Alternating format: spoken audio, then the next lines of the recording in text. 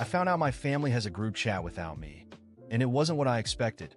I'm a 29-year-old guy, the middle child sandwiched between two brothers, Peter, 34, and Luke, 25. If you'd asked me a few weeks ago, I'd have told you we're a pretty close-knit family. We're not perfect, but we've always been there for each other. At least, that's what I thought. Lately, though, things have fell off. It started with small stuff like not being in on jokes during family dinners. Peter and Luke would be laughing about something, and when I'd ask, they'd just say, "Oh, it's nothing," or change the topic. I shrug it off at first. I've been busy with work, and I figured I was just missing out on group chats or quick catch-ups. But then it started happening more often. I'd find out about family plans at the last minute, and Peter would reference something I had no clue about. It was like there was this invisible thread connecting everyone except me. The first real sign that something was up happened at a family barbecue. We were all hanging out in the backyard, and Luke was showing Peter something on his phone. They were giggling like kids, and I asked what was so funny. As soon as I spoke up, the laughter died. They exchanged this weird look before Luke stuffed his phone in his pocket and said, "Oh, it's nothing important." It was awkward. I tried to laugh it off, but I couldn't shake the feeling that they were hiding something. The weirdness hit a new level last weekend. I was at my parents' house helping my mom with her laptop. She's terrible with tech, so I'm the unofficial tech guy of the family. While I was sorting out her email, her phone buzzed on the table. I didn't mean to look, but the screen lit up, and I caught a glimpse of a notification. The family chat. The message preview was from Peter. "Just don't mention it in front of him today." My stomach dropped. The family chat? What the hell? I thought I was in the only family chat we had. You know, the one with the usual boring stuff, grocery lists, reminders, the occasional meme. But this wasn't that chat. This was something else. Something I wasn't a part of. I didn't say anything to my mom. I just handed her back the laptop and made up an excuse to leave. On the drive home, I kept replaying that message in my head. Just don't mention it in front of him today. What were they hiding from me? Was it something about me? Did I do something to upset them? I decided not to confront anyone right away. Instead, I started paying closer attention. I remembered a few months ago when plans for a family trip got changed at the last minute. At the time, they said it was because of Peter's work schedule, but now I wasn't so sure. And then there were the inside jokes I didn't get, the side conversations that ended as soon as I walked into the room. I pulled up my own phone and scrolled through our family chat. It was exactly what I remembered, dry, basic stuff. Nothing like the message I saw on my mom's phone. There were no discussions, no jokes, no plans being made. Just logistical messages like, "Who's bringing dessert on Sunday?" It felt like a placeholder chat. Something to keep me from noticing there was another, more active one. I couldn't keep this to myself any longer, so I called my best friend, Brandon. We've been friends since college, and he's usually good at talking me down when I start spiraling. I told him everything. The weird looks, the secret chat, the message I saw. Brandon joked that maybe they were planning a surprise party for me or something, but even he didn't sound convinced. He told me to just ask them about it directly, but I wasn't ready for that yet. If it wasn't something innocent, I didn't want to look paranoid or crazy. So I decided to test the waters a bit. The next time I saw Luke, I casually asked if there were any new group chats I'd missed out on. He got this deer-in-the-headlights look before quickly saying, "No, just the usual one." His answer was too quick, too rehearsed. It confirmed what I already suspected. He was lying. That night, I couldn't sleep. I kept thinking about all the possible reasons for the secret chat. Had I done something to upset them? Were they talking about me behind my back? I grabbed my phone and did what any sane person would do. At 3 a.m., I went on Reddit. I searched for a family secret chat and was surprised to find a bunch of posts from people in similar situations. Some discovered their family was planning a surprise, but others uncovered much worse. My anxiety skyrocketed as I read through those threads. The idea that my family might be hiding something serious from me kept me awake all night. The next day, I tried asking Peter a similar question, just to see if I'd get a different answer. He played it cool, saying there was only one family chat, but I noticed he wouldn't look me in the eye. It felt like he was deflecting, trying to steer the conversation back to work or something else. I left the conversation more convinced than ever that something was going on. I knew I couldn't keep tiptoeing around this forever. I was either going to drive myself crazy with overthinking, or I was going to have to confront them. But I wasn't ready yet. I needed more information.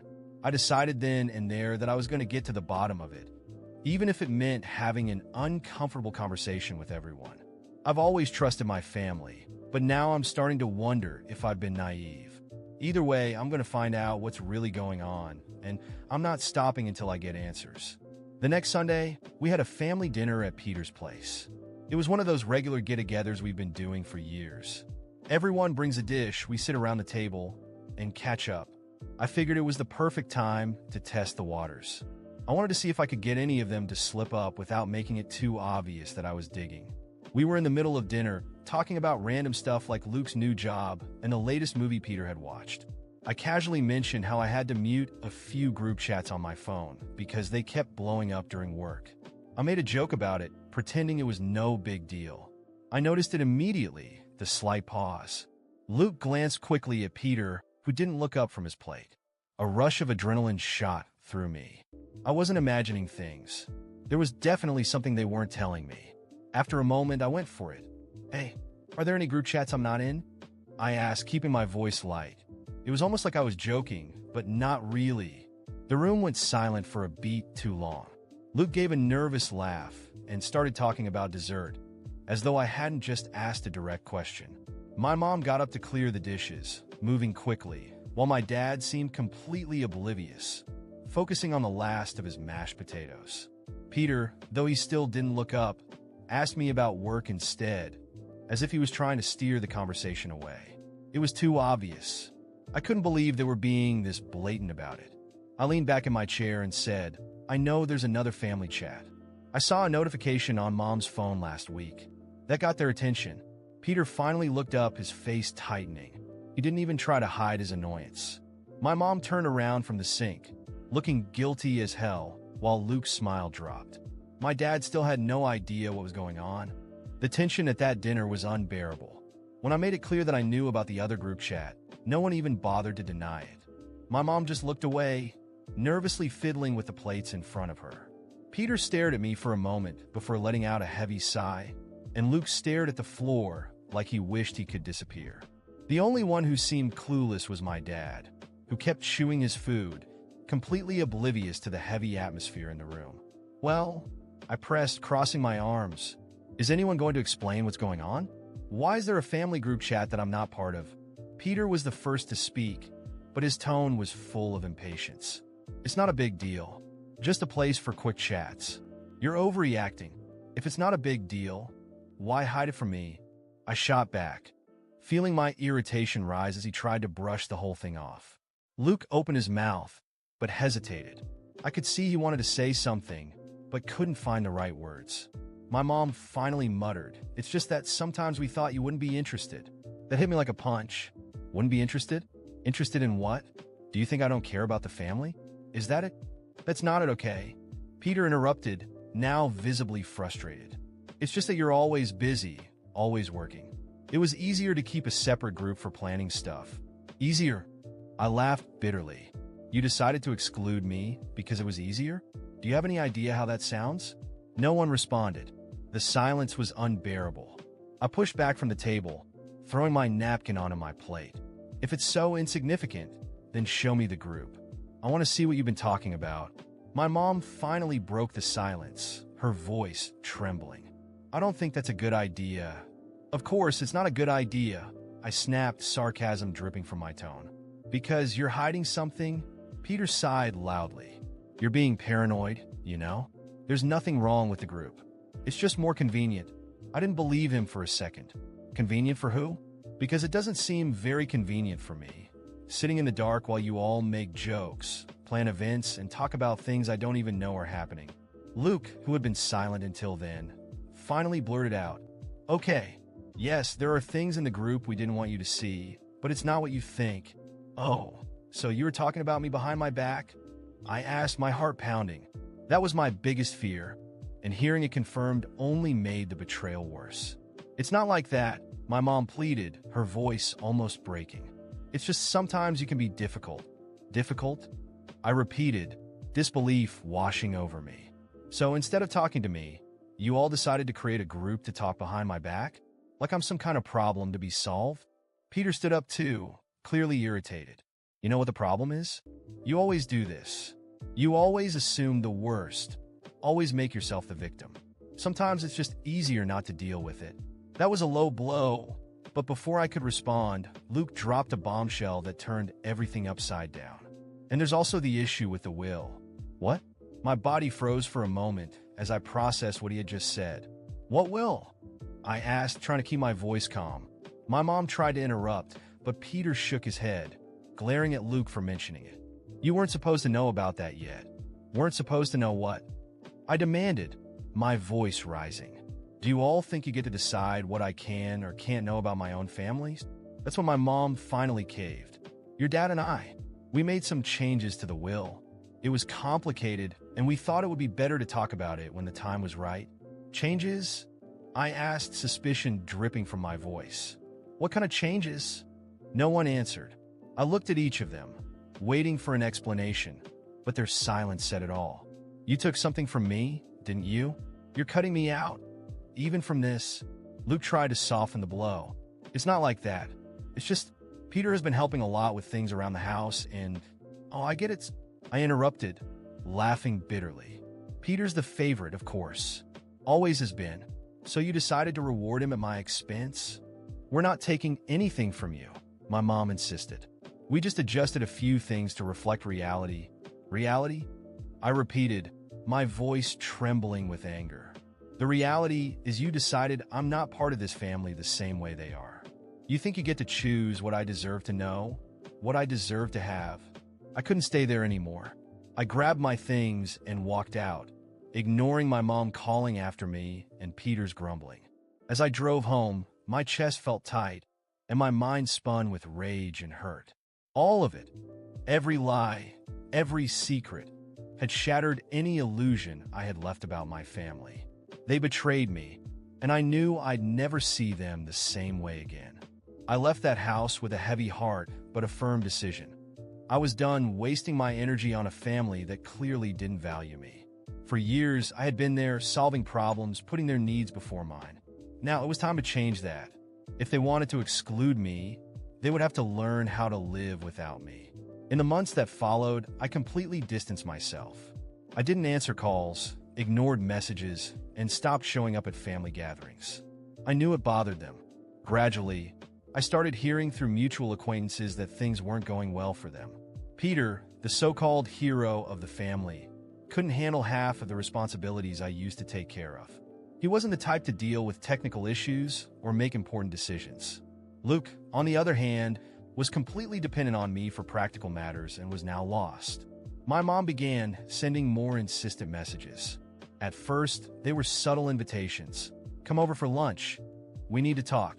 Then they became more direct. I don't know what to do with the computer. It won't turn on. And eventually, desperate. Peter is overwhelmed, and Luke doesn't know how to help. Please, we need you. I read all those messages without feeling the slightest urge to respond. For years, I had been their support system. When something went wrong, I was the one they called. But when it came to making decisions, sharing jokes, or forming a secret group chat, I was disposable. Not this time. This time, they would have to figure it out on their own. Meanwhile, I focused on myself. I went back to studying, dedicated myself to new projects, and reconnected with friends I had neglected because of the time I spent helping my family. I rediscovered a passion I had long forgotten: photography. I dusted off my old camera and started exploring the world around me, capturing landscapes, moments, and stories. Slowly, I began to build a new life, lighter, freer, and completely mine. As my life started to thrive, there seemed to fall apart. Peter, who had always seen himself as the leader of the family, couldn't hold things together. Luke was incapable of contributing anything useful. My mom, who had relied on me for every technical issue and difficult decision, was lost. With every desperate message I received, my conviction that I had made the right choice grew stronger. One day, my mom showed up unannounced at my door. She looked exhausted and visibly upset. She said things at home were a mess, that they didn't know what to do, and that they missed me. You've always been the backbone of this family, she said, her voice breaking. Without you, everything feels so confusing. I looked at her for a moment, unsure of how to feel. For years, I had been the backbone, but not because they valued me, because it was convenient for them. Now that my absence was felt, they were finally realizing how much they had taken me for granted. I took a deep breath and replied calmly, "I understand that things are difficult, Mom, but I can't keep being responsible for solving everyone else's problems. I spent years doing that and losing myself in the process. Now I've chosen to focus on my life." She started crying, trying to convince me that the family needed me. "Peter is overwhelmed, and Luke can't handle anything. Without you, we're lost." For a moment, I felt a pang of guilt, but then I remembered all the times I had been ignored, excluded, treated as an outsider. "I'm sorry things are hard," I said, keeping my voice steady. "But this was your choice. You chose to leave me out. And now, I've chosen to move on." She tried to insist, but I stood my ground. I thanked her for coming, told her I hoped they would figure things out, and walked her to the door. As I closed it, I felt an immense sense of relief, knowing that for the first time, I was choosing myself. From that moment on, my life took a new direction. I got a better job, traveled, met incredible people, and built a network of friends who truly valued me. Photography, which had started as a hobby, became a serious passion. Soon I was showcasing my work in local galleries. I discovered a talent I never would have explored if I had still been caught up in my family's drama. My family kept trying to bring me back, but I never gave in. I learned that I wasn't responsible for fixing other people's problems, especially those who didn't appreciate me. Focusing on myself was the best decision I ever made, and now I live a full life, surrounded by people who truly matter. They betrayed me, and in the end, they were left to deal with the consequences of that choice. As for me, I discovered that the true value of family isn't in blood, but in the people who choose to genuinely stand by your side.